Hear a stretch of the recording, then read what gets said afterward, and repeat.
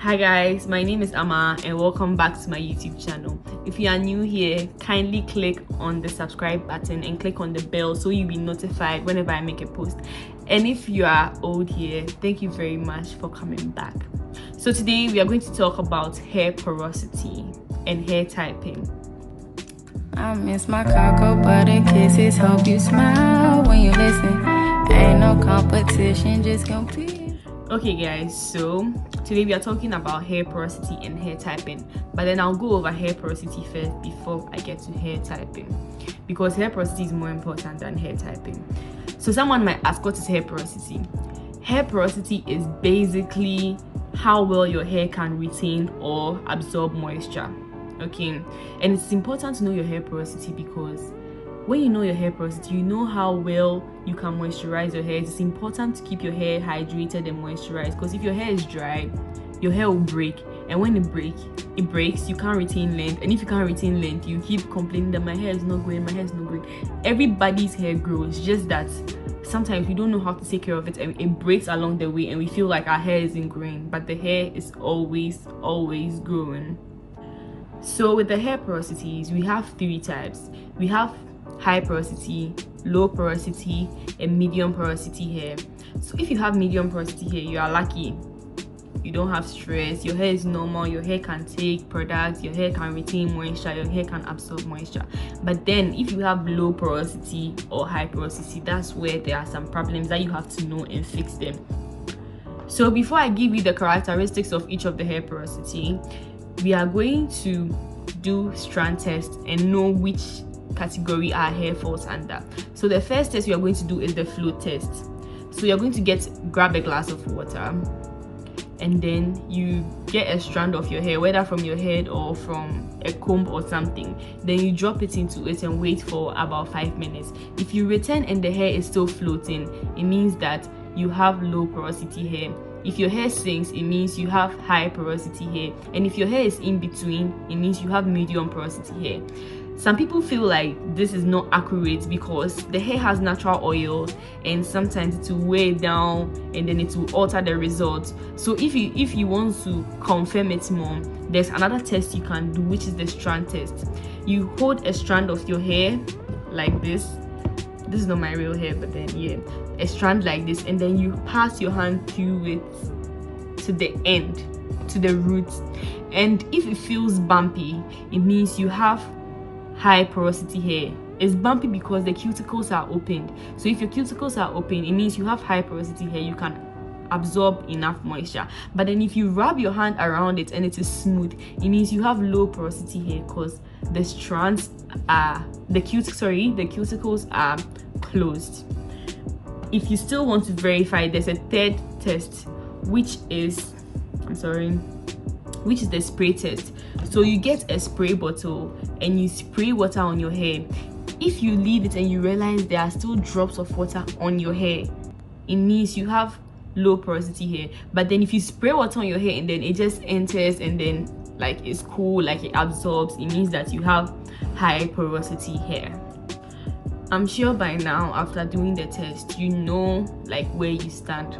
I'm still going to give you signs that show you have low porosity hair so that you are certain. 1, if you have low porosity hair, when you use products on your hair, they just sit on your hair instead of absorbing. That's why some people, when they use products on their hair, it just enters. Some people, it is so white on their hair, you know that they have low porosity hair. Secondly, your hair doesn't take color easily. Like when you want to color your hair or you want to change, like add a certain color to your hair, you have to bleach it several times before you can add another color to your hair. Thirdly, it takes a while to get your hair extremely wet. Let's say when you're going to wash your hair, it's wash day and you pour water in your hair, like you have to keep pouring the water and pouring the water and pouring the water in your hair before your hair gets extremely wet and lies down. But with high porosity, you just pour the water in your hair small, then you are good to go.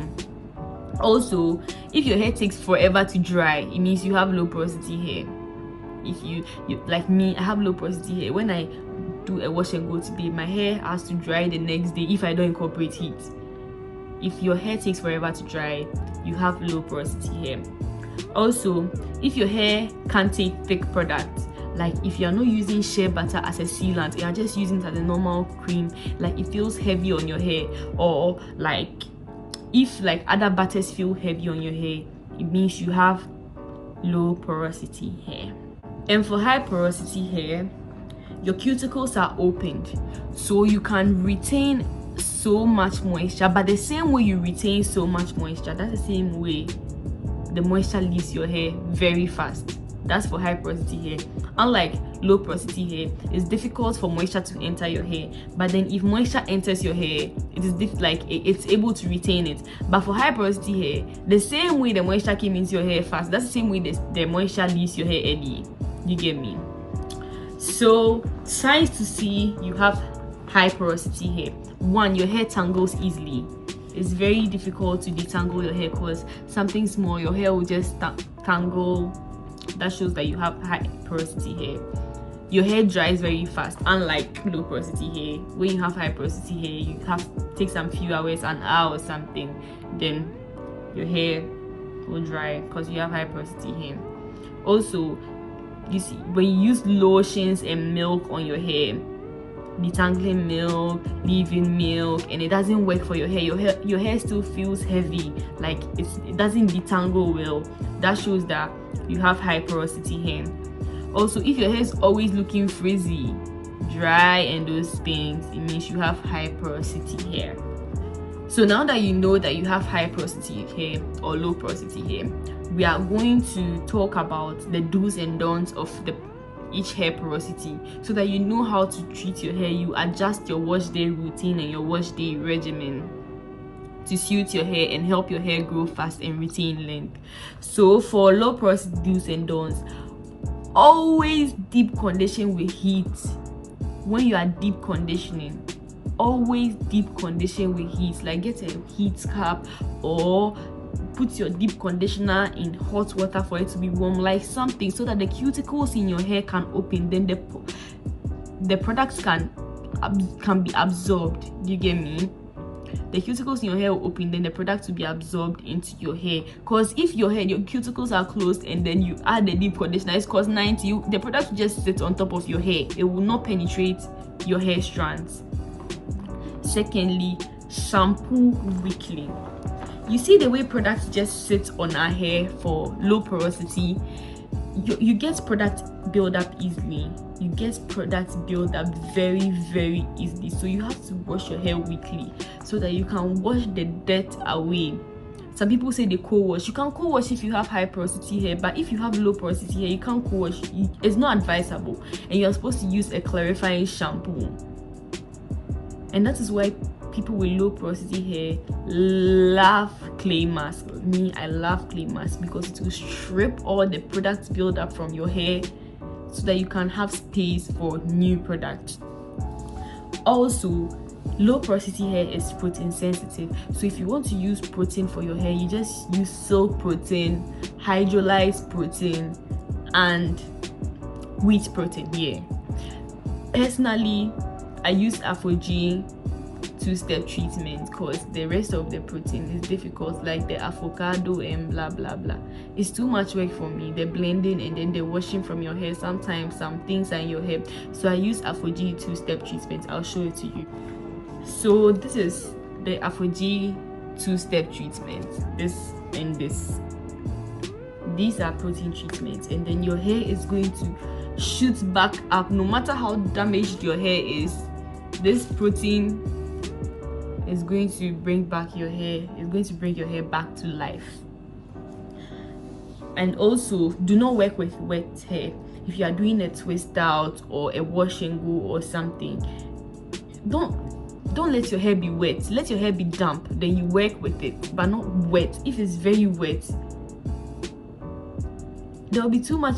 Your hair will not dry early, and if there's too much moisture in your hair too, there's something called moisture overload, and it is going to ruin your hair too. Your hair will break, your hair will be brittle, your hair will be frizzy. So don't work on wet hair, work on damp hair. And the last thing for low porosity hair, don't use heavy products. See, it won't help you. I have some products here and I'll show you like my experiences with them. So the first is Shea Moisture Strengthen and Restore Treatment Mask. This was good for me because it was a light product, but before I got to know my hair porosity, I didn't know that I'm not supposed to use heavy products. See how thick I've made this product. I've mixed this product with honey, Moist conditioner, Ayurvedic powder. So see, the product is thick and it was just not working for my hair. Like it was just making my hair harder because it's a conditioner, you're supposed to soften my hair, but this was making my hair very, very hard. Also, this defining curl Lala, it's very thick. It's very thick. As you can see, it's not even coming out. It doesn't work for my hair either. It doesn't bring my curls out, so I use it for twist outs now instead of wash and go because it's expensive. I can't waste my money, so I still use it either way. But then if it finishes, I won't use it again. So if you are looking for light products and you don't know which ones to use, for leave-in conditioner, you can get this Cantu leave-in conditioner. You see how light it is? This Cantu leave-in conditioner. But if you don't like Cantu, because I heard Cantu dries out some people's hairs, but me, it's very, very good for me. You can go for this Aussie leave-in insurance. It's spray. It's spray and it's very good. Aussie is very good. You can go for this Aussie leave-in conditioner, this spray leave-in conditioner. And for styling creams, I told you about the curl Lala being too heavy, so I mixed these two. Cantu coconut curling cream and then this curl defining cream by BioCare. I bought this from Melcom. I just saw it at Melcom and I decided to buy it, and it's so good. See the way it is. This is basically it for the low porosity hair. I'm going to go over everything for you so that you understand. 1. Deep condition with heat. 2. Wash your hair with warm water. 3. Shampoo weekly to avoid buildup. 4. Low porosity hair is protein sensitive. It just loves 3 types of protein, which are silk protein, wheat protein, and hydrolyzed protein. Do not use items that are too heavy. And 5. Do not work on wet hair. That is it for the low porosity hair. High porosity hair dries very, very fast, so you have to stop manipulating your hair and touching your hair so much. Secondly, don't forget to moisturize your hair. See, some people moisturize their hair like 3 times a day, but at least once a day, or morning and evening. If you have high porosity hair, you have to keep moisturizing your hair. Feed your hair with water. If you don't just spray water on your hair, that's all. You'll be good. Just moisturize your hair, because if you have high porosity hair, you know what I'm talking about. Your hair dries up very, very fast, so you need to wet your hair and moisturize your hair. Thirdly, don't forget to seal. Don't forget to seal. After you are done moisturizing your hair with the water, don't forget to seal with an oil, because it will be cause 90, it will just come out again, but the oil will seal the hair for a while so that the water can be there and do its thing. You can seal with a shea butter hair cream, a heavy hair cream or something, or you can seal with an oil. Also, you should do apple cider vinegar rinses so that it will close your cuticles. Acid closes your cuticles, so if you do ACV rinses, it's going to help if you have high porosity hair. Also, for high porosity hair, wash your hair with cold water, because we want something that will close your cuticles, not open it. So if you use warm water to wash your hair, it will just open the cuticles, and everything that you are putting inside will come out just as fast as it's entering. So you wash your hair with cold water. That's all for the high porosity hair. You guys do not have a lot of stress. You just have to find a way to maintain the moisture that has been absorbed in your hair. I'm going to go over the do's and don'ts of high porosity hair for the last time. So 1, don't manipulate your hair so much. 2, don't forget to moisturize your hair. 3, don't forget to seal your hair. 4, make sure you do an ACV rinse.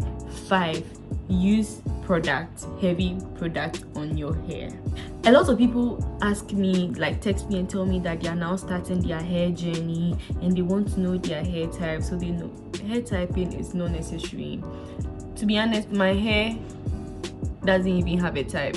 Like the groups they've put in, 3A, 3B, 3C, 4A, 4B, 4C, no, forget about if the hair type is what your curl pattern looks like. That's all. It wouldn't help you to moisturize your hair, how to take care of your hair. No, it's not necessary. So just love your hair the way it is, and then understand your hair porosity and understand your hair. Listen to your hair. That's all. Hair typing, hair this, hair that. Some people are lucky.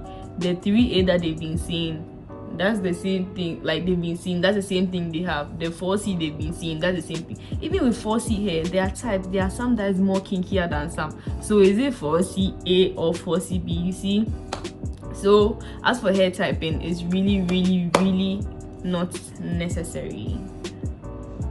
So thank you guys for watching till the end of the video. I know you guys can see I'm struggling to talk. Like it's very, very difficult. Like you see, it's very, very difficult, but then I've tried. So if you don't understand anything, comment down below, leave a question and I will answer you. Don't forget to subscribe if you've not subscribed. Like why having to subscribe and like. Thank you very much for watching. I'll see you guys in the next video. Bye. So I'm going to go over the do's and don'ts of hair and